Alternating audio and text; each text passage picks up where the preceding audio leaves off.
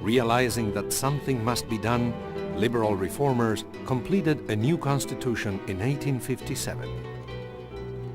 The constitution called for an end to feudalism, more political rights for the Indian masses, and a reduction in the power of the church. Conservatives revolted, and Mexico once again plunged into chaos. For 3 years, guerrillas, supported by reactionaries and church leaders, tried desperately to overturn the reforms. But it was the liberal reformers from the countryside who would carry the day.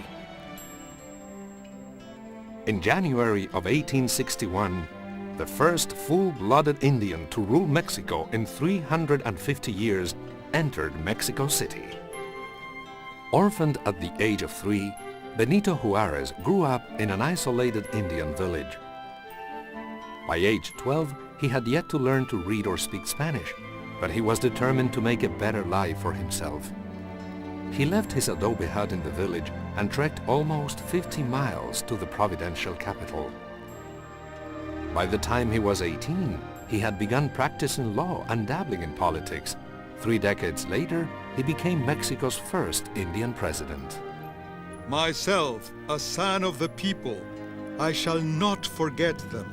On the contrary, I shall provide for their education and see that they grow and make a future for themselves. Benito Juarez.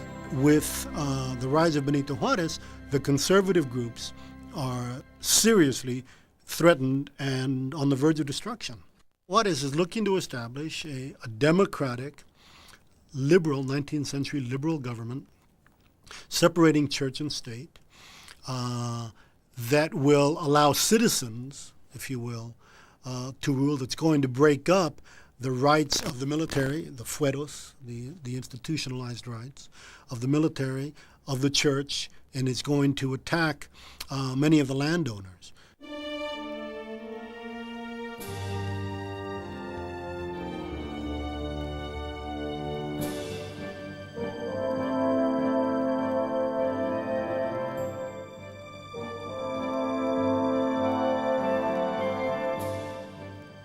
To help those in need, Juarez looked first to the Catholic Church, the single most powerful institution in Mexico.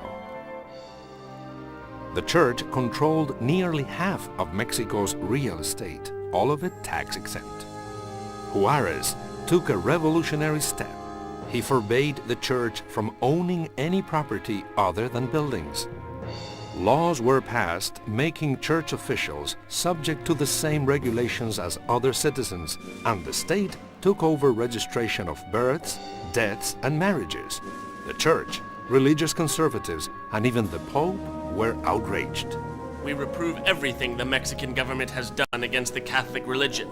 We arise our pontifical voice to condemn, to reprove, and declare null and void everything the civil authority has done in scorn of ecclesiastical authority. Pope Pius IX. Juarez had dramatically upset the social order that had dominated Mexico since the conquest.